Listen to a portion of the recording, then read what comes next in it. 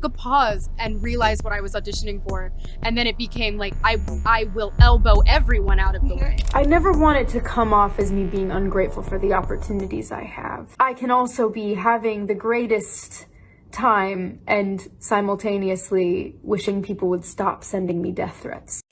What would you say to those who are just kind of overly critiquing the film at this point? You worked so hard on it. Hold on. All right. Congrats, Rachel. Rachel Zegler thought she was starring in a fairy tale. Instead, she headlined a disaster. Her $270 million movie tanked in real time, with more empty seats than people. And what happened after? You won't believe it. The numbers are in, and it's not even close. Nobody showed up. On March 25th, 2025, Zegler dragged her ride or dies, Ilda Mason, Jorge Mason Remy, and Maria Isabel de Mason into a near-empty theater to sit through this cinematic disaster. Thanks to Ilda's Instagram stories, we had a front row pass to the awkward cringe fest with hardly another soul in sight. The place was a ghost town. At one point, Ilda literally screamed when Rachel's name flashed on screen, only for Rachel to awkwardly fake laugh and clap for herself. Whether they rented out the whole theater or those empty seats were just naturally occurring, it was sad either way.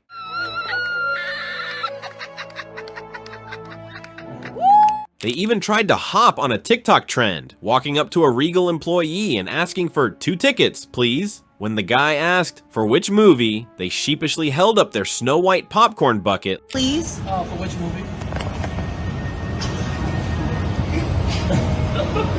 And if that wasn't enough cringe for you, Rachel was spotted clutching a bouquet of flowers. Probably a pity gift from her friends because the box office wasn't handing out any love. She might have played Snow White, but the only thing this movie's kissing is rock bottom. The numbers, $3.5 million in Thursday previews, $43 million opening weekend. To put that in perspective, The Little Mermaid remake made $95 million in its debut, and even Dumbo did better with a smaller budget. Speaking of budgets, Snow White cost a staggering $250 million to make, and that's before the marketing. Brutal, but here's the kicker. Snow White isn't just failing at the box office, it's getting destroyed by critics and fans alike. And if you think the box office numbers are bad, the reviews are even worse. And Disney was not sending its best. I don't want to say it was the worst movie I've ever seen. It wasn't. But every way that the movie changed the story from the original, the 1937 movie, it changed it for the worse. Fans aren't just venting on social media, they're bombarding the movie with 1-star ratings everywhere they can. On IMDb, Snow White has been obliterated, sitting at a shocking 1.5 out of 10 after over 227,000 reviews. That's not just one of the lowest scores for a blockbuster with this kind of budget. It's one of the lowest ratings on the entire site. Social media had a field day. Empty theaters, dead ticket sales, viral memes. People even joked about starting a GoFundMe to help Disney recoup their losses. Ouch. And just to make it worse, an old clip of Rachel Zegler went viral too. In it, she passionately claims that despite her flaws and cracks, she hoped people would wait in line to see her movies. Well, spoiler alert, they didn't. And to everyone who hates when I win, the winged victory came to the Louvre in pieces, and people still line up to see her. And I can only hope that despite my flaws, and despite my cracks and my breaks, and there are many of them,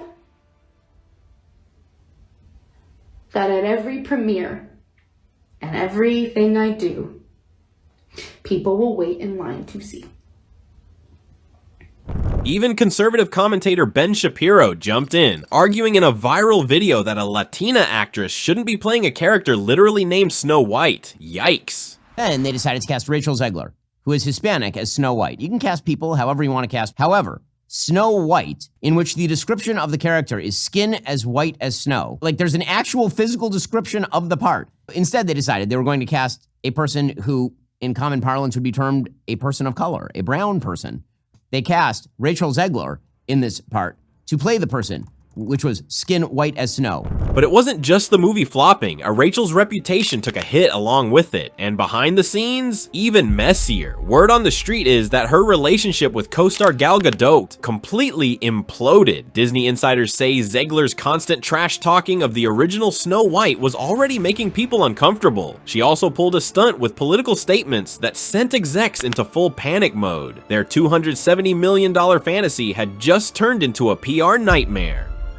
Behind the scenes, you guys know as well as I do that those executives like Spielberg are looking at that saying, Rachel Zegler can F right off. Enter Jonah Platt, son of Snow White producer Mark Platt, who didn't hold back. Jonah took to Instagram, though he later deleted the post, to call Zegler out for the movie's box office disaster. According to sources like Variety, Hollywood Reporter, and People, Jonah spilled the tea that his dad had to hop on a plane to personally scold Zegler for dragging her personal politics into the film's promo. This is called adult responsibility and accountability, Jonah wrote, adding that her behavior clearly hurt the movie's chances. Despite Mark Platt flying to New York to beg Zegler to tone it down, she wasn't having it, and the post stayed up for a while. Meanwhile, the tension between Zegler and her co-star Gal Gadot became unbearable. While insiders claimed the two were all smiles during filming, the lead up to the release got awkward fast. Things got worse after the two awkwardly presented together at the 2025 Oscars, and Zegler threw what many saw as a backhanded jab at Gadot. In an Instagram reply, she referred to Gal as a professional pageant queen, and the internet immediately clocked it as shady. Even Disney insiders couldn't deny it felt dismissive.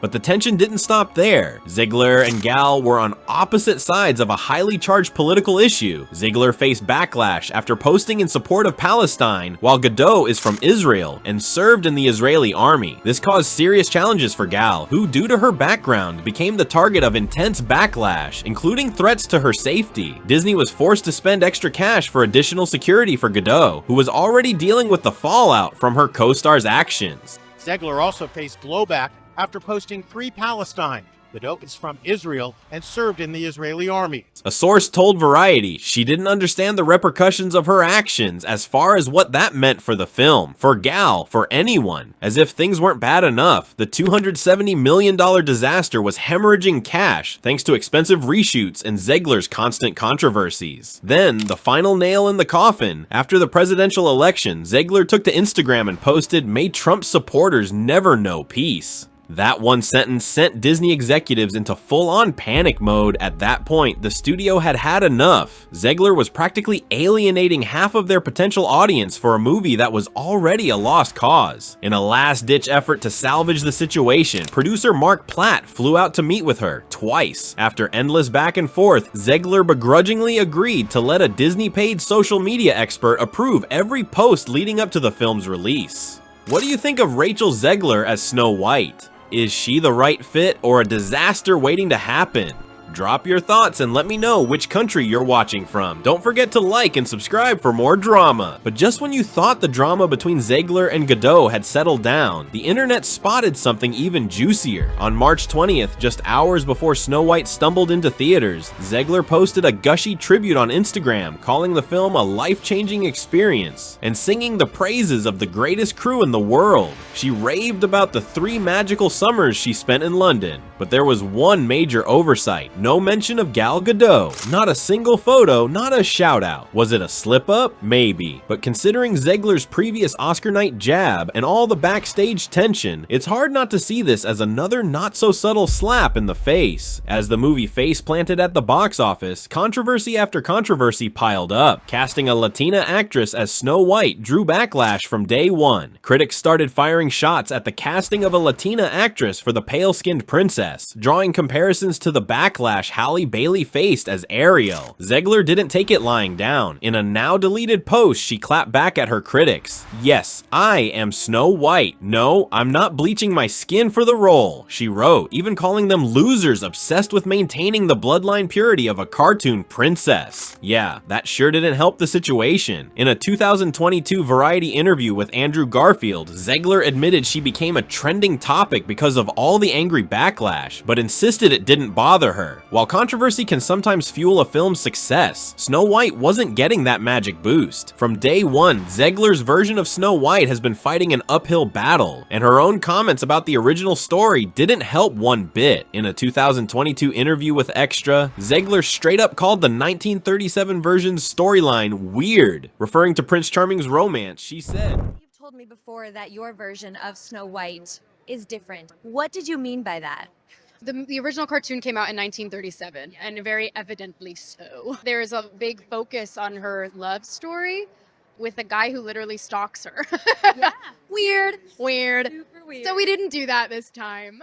the film may have been modernized, but her words made it seem like she was trashing the original movie's beloved romance. Critics slammed her for this, accusing her of undermining the very film she was supposed to celebrate. Fans also pointed out the irony: if you hate the story so much, why take the role? And if trashing the original movie wasn't enough, Rachel went ahead and made it even worse. In an interview, she straight up admitted she'd only watched Snow White once as a kid, and it scared her so much she never bothered watching it again. She only rewatched it years later when she was getting ready to star in the remake. Fans lost it. The internet immediately asked the obvious question: how do you take on one of the most iconic fairy tale roles of all time when you don't even like the story? That little confession just confirmed what everybody was already thinking. Rachel Zegler had zero connection to the character she was supposed to be bringing to life. I was scared of the original cartoon. I think I watched it once and then I never picked it up again. I watched it once and then I went on the ride in Disney World, which was called Snow White's Scary Adventures. Doesn't sound like something a little kid would like. Was terrified of it. Never revisited Snow White again. As the mess continued to unfold, the real question was whether Disney would still go all out for the film's premiere or quietly sweep it under the rug. According to Variety, Disney opted for the latter. Instead of the usual fanfare, they held a low-key daytime pre-party on March 15th, followed by an understated screening at Hollywood's iconic El Capitan Theater. Even the European premiere was kept hush-hush, tucked away in a northern Spanish castle rather than the usual glitzy affair in London.